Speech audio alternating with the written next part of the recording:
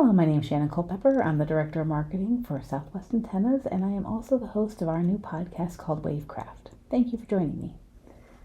Since today is Earth Day, we thought we would talk about the GOES satellite antenna project, and we thought we'd go over the history of that story, as well as share a little bit about how it all works and how it helps us in the environment.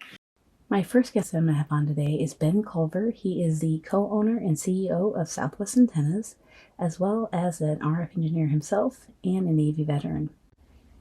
Today I'm going to be featuring one of our customers, AEM, and we're going to be talking about one of their brands called FTS, which is Forest Technology Systems. Now, Southwest Antennas and FTS have been working together for a very long time, and Ben's going to get into the entire story of how we started collaborating together on the GOES antenna project. But after that, Bill England, who's the Director of Sales for the North American Public Sector, gave me a small recording about AEM and their backstory with the project. Hi, Ben. Thank you for joining me today. Please introduce yourself and then give me a little history on the GOES antenna project and how it all started. I am Ben Culver, owner and CEO of Southwest Antennas, and I want to talk about the GOES antenna project. Okay, so today we're talking about the Southwest Antennas GOES SATCOM antenna. And this antenna was designed in 2014 for a company called Forest Technology Systems, which today is an AEM brand. This is a company that I knew from a prior life at another company, and I met them early on when we were designing a SATCOM radio for NOAA, NASA, for environmental monitoring and weather monitoring and forest fire monitoring and a litany of other things. We designed a radio back then and we got it certified with NOAA, and they're used all over the country, all over Canada, all over South America, Central America. There's about, last I checked, about 27,000 active GOES sites around those locations. And they're primarily used to monitor environmental parameters such as rainfall, precipitation, water level, rivers, lakes, and streams, oceans, tides, tsunamis, you name it. All this information is collected in the field at these remote locations, and it's sent up via a 401 megahertz transmitter on some licensed channels by NOAA. These licensed channels are shared with the other users. So you have a time slot, and it's a very short time slot. The baud rates of these radios are very slow. They're either 300 or 1200 baud, so like old 80s modems. And because we're just sending basic data, we're just sending data logger data that is connected to sensors like soil sensors and moisture sensors and rainfall sensors and wind speed and direction sensors. And a little string of data is collected, time-stamped, and then when it's time for that transmitter to transmit, say they get a 15-second time slot every hour at a specific time, like 45 minutes and 10 seconds past the hour, you get a time slot on channel 192. That's your window to transmit to the GOES satellite. The GOES satellites, there's three of them.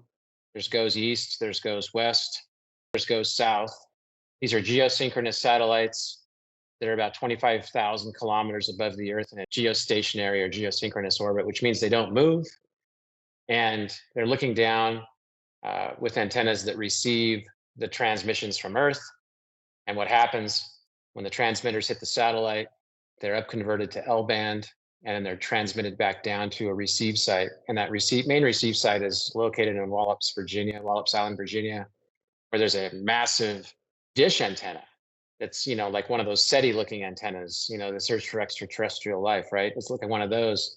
And it's looking up there, and this data is taken down from the satellite, and there's a bunch of people that work in a control room there, and they post-process that data, and they send it off to the National Weather Service. They send it off to the National Interagency Fire Center in Boise, Idaho. Just a whole bunch of places. And it's free data. Anybody can use the system as long as they apply for a license and they have a government approved need. So like if I'm the Army Corps of Engineers, I can use it. If I'm the National Interagency Fire Center, I can use it. If I'm a university, I can use it. If I'm a researcher that's studying the effects of earthquakes, I can use it. If I'm a hydrologist, I can use it. And so it's a free service. You have to buy the equipment. Um, it's a licensed channel, and that's the background of that. And it's a lot of investment of time and money that goes into making these transmitters. And it's kind of older technology, so a lot of people aren't interested in this because it's a low baud rate radio. It's a transmitter only, not a receiver.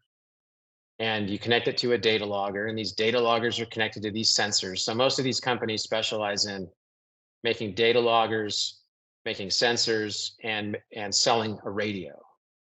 And where the most money is made, I would say, is probably in the sensors, and then the data loggers, and then these radios. So this is a form of radio telemetry, and there's been a big push over the last 10 years, I would say, maybe 20 years, to have a backup form of radio telemetry at these sites.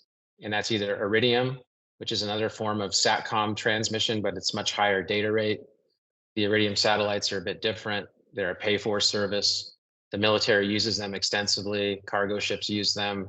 Trains use them. They use them for monitoring of supply chain and stuff like that.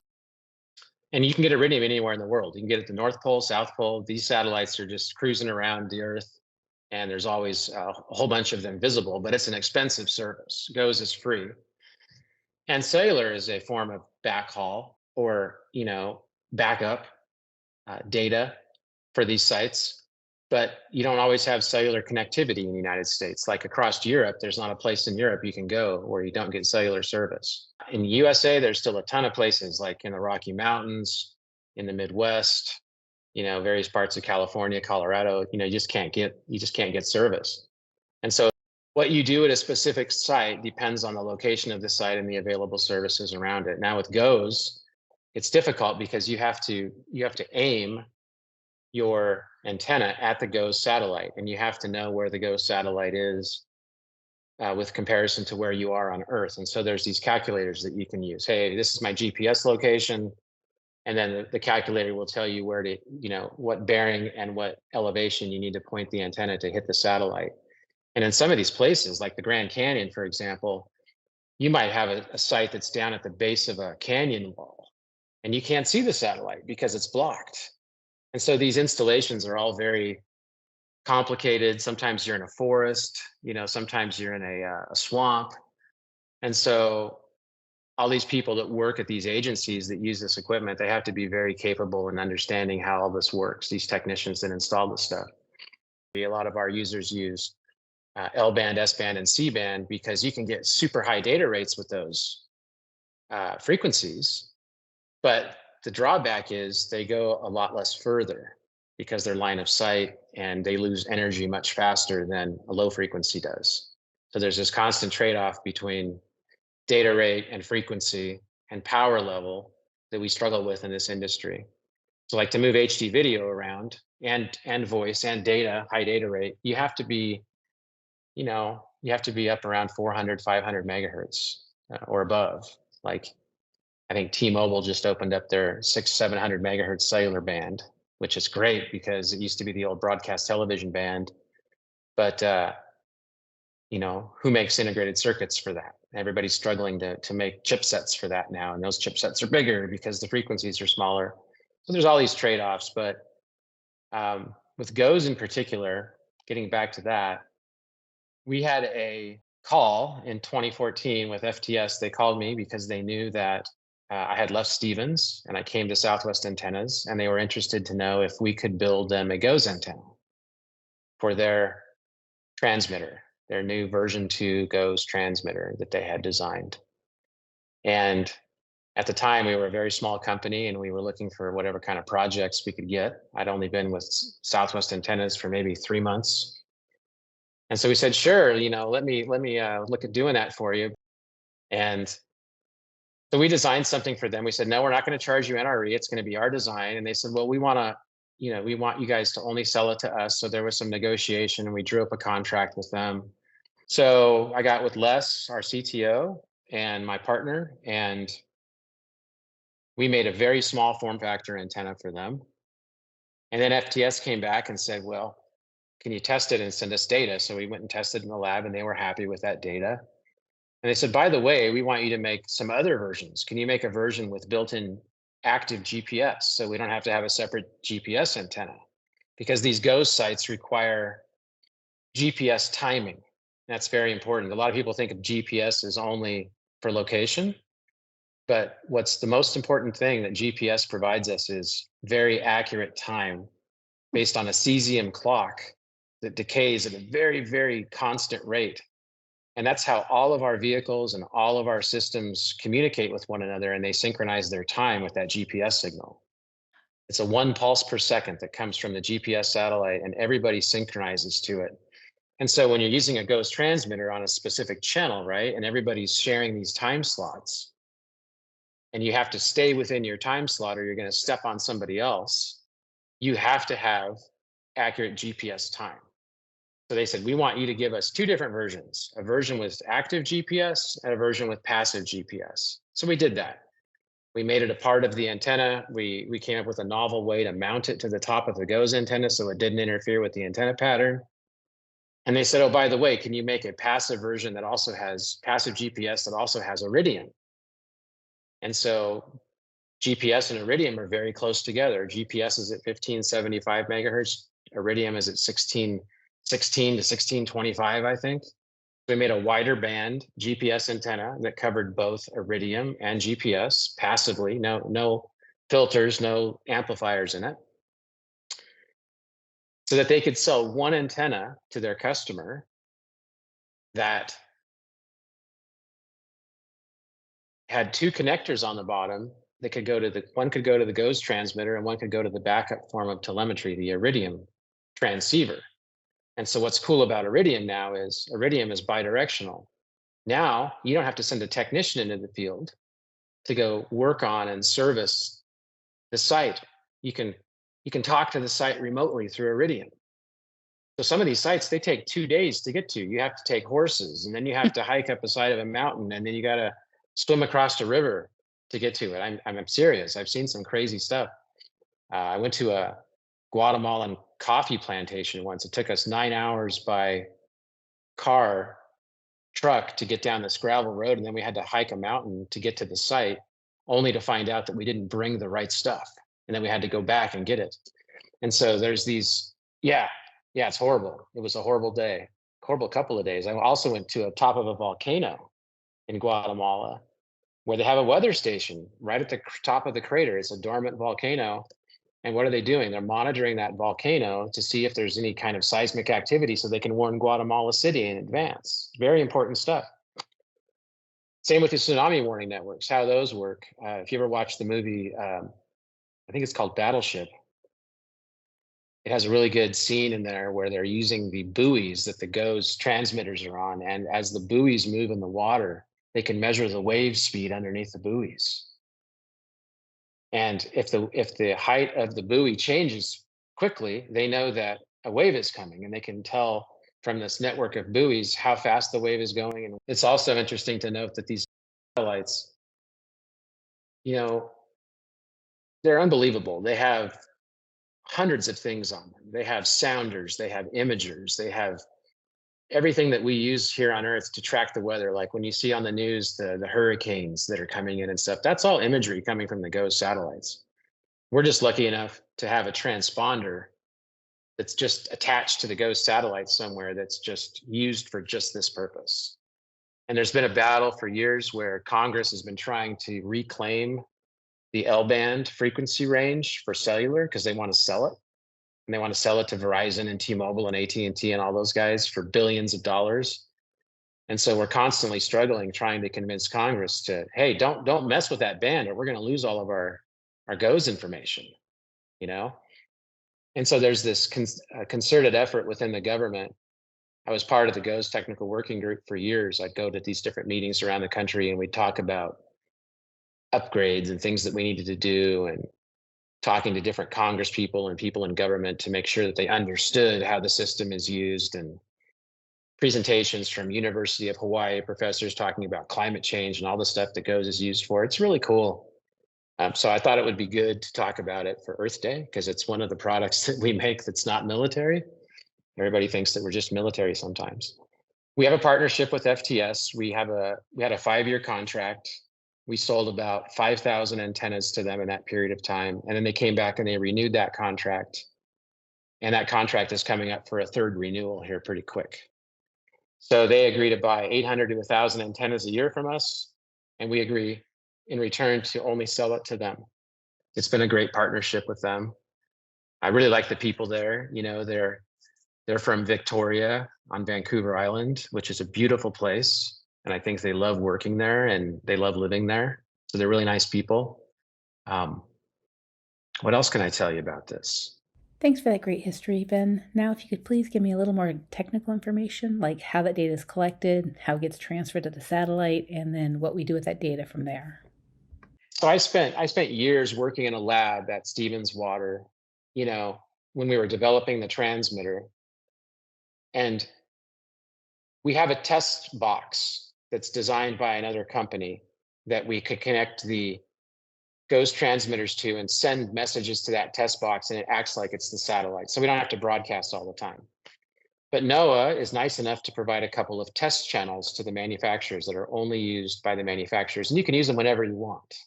Channel 196 is one of them.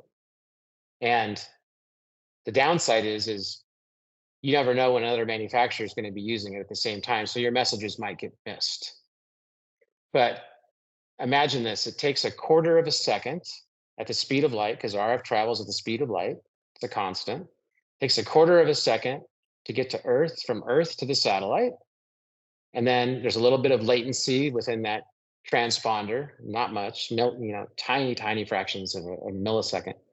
But it's up converted and sent back to Earth on L band, and that's another quarter of a second. So you can log in to NOAA's website and you can monitor the traffic on channel 196. And when I press a button on my computer, I can watch the data coming in. And I've actually timed it with a stopwatch. And when I sent it and calculated out like how long would it take to get over the computer network, how long would this take? And it's amazing. You can actually see the message transmitting up to the satellite and coming back down. And if it's a long message, you can just visualize this string of data leaving the Earth, getting up converted, coming back down, hitting Wallops Island, and it's all happening in real time. And so over like a 30-second, say you're doing a 30-second message and you're reading it on your screen right after you sent it. And so you have to imagine it just doesn't shoot up there and bounce off the satellite and hit Earth. It's a continuous thing that's happening for 30 seconds, but it takes about a half a second to get up there and a half a second to get back. Anywhere on Earth, right? They can see the satellite. So if you're in, okay, another thing is if you're in Alaska, your antenna is pointing at the horizon. If you can barely see the satellite. If you're in Colombia, the satellite's right above you. If you're in San Francisco, you have to aim your antenna at 45 degrees to the south. If you're in Santiago, Chile, you have to aim your antenna 45 degrees to the north. If you're using GOES West, which is over the Pacific. If you're using GOES East, which is over the Atlantic, people on the West Coast use GOES West. People on the East Coast use GOES East. So there's a different transponder on both satellites. Then there's a GOES South, which is used for other things. There's usually 3 up there. And what's really cool is when they launch a new GOES satellite, they only last for so long, maybe 5-10 years. When you launch a GOES satellite, they immediately put it up higher into a storage orbit, and it stays there. But if something goes wrong with GOES West, they can move GOES West out of the way, and they can activate that one in storage, and they can bring it down, and they can position it and move it around until it's in the right place over the Earth. And we had an outage a couple of years ago. I think when I worked on GOES, it was at GOES O and R. Every GOES satellite has another letter designation. They started out with A, B, C, D. By the time I got involved, we were on like O, GOES O, and maybe GOES S. But it was taking 7 to 10 years, I think, to build a GOES satellite. Then they launch it, then they put it in a storage orbit, and then they wait for one of the GOES West or East or South to decay and become unuseful, and they crash it into the ocean somewhere, and they bring the one out of storage and they replace it, and then they're building another one, and they're getting ready to put it up there. So it's old technology. It's very useful. These channels are very small channel sizes. It's not like a cellular channel. It's like we're talking kilohertz channel sizes, not megahertz channel sizes. Because when you send data, the faster you're sending data, the wider the channel needs to be to handle the data in frequency, right? So like that's why we see with some of our customers, they're using a 5 megahertz channel or a 10 megahertz channel size or a 25 or a 50. The higher the data rate, the more data you're pushing through. It's like a tunnel, right? Like imagine traffic going through a tunnel. You can get one car at a time through a small tunnel, but if you need to get 10 cars at a time, the tunnel needs to be bigger and you need to have 10 lanes and stuff, right? And then you have to have lanes go in both directions if you're transmitting and receiving. So you can visualize it that way. The thing I think a lot of people don't understand is you can't send data at a data rate that's more than half of the frequency that you're transmitting at. And so you can't use HF to move video, not unless you really compress the video and you send 2 frames a second or something. And even then it's going to look horrible. But if you want to send, 30, 50, 60 frames per second in HD, you need to be at L band, you need to be at S band or C band. And then if you want to send that long distances, you need lots of power. With GOES, we're just sending like 2 feet, 4 inches of rainfall. The soil moisture is 72%. The air temperature is this, the humidity is this. And so you can pack that into a pretty quick little string and send it up to the satellite. All this data is recorded too. A story that I once heard from a USGS technician, they had a water float that was at a dam. And they kept getting these wacky readings from the water level, and they thought something was wrong with the dam. And they kept going out there and they couldn't figure it out. They couldn't figure it out. Like, why is the water level moving like 2 or 3 inches at a time? What's going on? So finally, a biologist went out there and watched this thing. And it was a frog. A frog was jumping at a certain time in the morning from the bank of the river to the water level, and it was bouncing it. And it was sending all this data up, because what a GOES transmitter does is it buffers data. So you might be able to take a measurement every, say, minute for an hour, and then you send the data. And so when the scientists get this data, they can see what's happening every minute or every 30 seconds or whatever. But wildlife does mess with the sensors, and it's funny. It took them like 3 months to figure that out, and they're going crazy. I've also heard of farmers getting mad that people are putting GOES transmitters close to their property, and they'll build jammers and jam the GOES transmitter to get back at the government. So, it's real easy to jam if you know how to make a jammer, and the FCC has to fly out with helicopters and figure out where the person is that's jamming the thing. And you can lose all of your data for months until you find the jammer. Happens all the time. So these GOES transmitters are also sold to foreign countries, and they're used by governments like Brazil, Argentina, Chile, Peru, Guatemala, Nicaragua, all the Central American countries, El Salvador, Belize uses them, the Caribbean islands use them. And the US will allocate them a free channel if they buy the equipment and maintain the equipment. So you get to work when you're in that world, you get to work with a lot of people in different countries doing different cool projects. There's an endless amount of stuff that it's used for. Monitoring the ice cap and the rise of sea level. And people tell me global warming isn't real, climate change isn't real. It's real. Believe me, I've been to enough of these GOES technical working groups and sat across the room from very smart scientists and engineers that have showed me data, and we've talked about it. They showed me what's happening. It's real. And so it's really important for us to use our equipment to monitor the earth responsibly so that we can live in a nice place. I think it's very politically charged, and I think there's a lot of people out there that don't appreciate the environment, but we got to take care of it for it to take care of us. I know that's controversial, but I don't care. I mean, whatever. You want to live in a horrible place with acid rain? I don't. I think they're using it in Iceland now. I've heard that to monitor all the volcanic activity so that they can warn aircraft because sometimes they have to ground aircraft because of ash getting into engines. So you can go to FTS's website too, and they've got some pretty cool pictures on there and some case studies. So is that enough info? Thank you so much for your time today, Ben. I really learned a lot, and I know our listeners will too. Now for that message from AEM's Bill England. My name is Bill England. I direct AEM's sales and account management teams for the North American public sector. Prior to that, I served as director of sales for AEM's FTS brand. AEM is a purpose-driven company that aims to be the world's essential source for environmental insights that enable decisive action when moments matter, so communities and organizations can survive and thrive in the face of today's escalating environmental risks. An important part of what we do at AEM is the design, manufacture, and installation of hydrological and meteorological monitoring and alerting systems. Many hydrology and weather monitoring systems use antennas to receive signals from geostationary operational environmental satellites, also known as GOES. Some also utilize signals from global positioning satellites, aka GPS.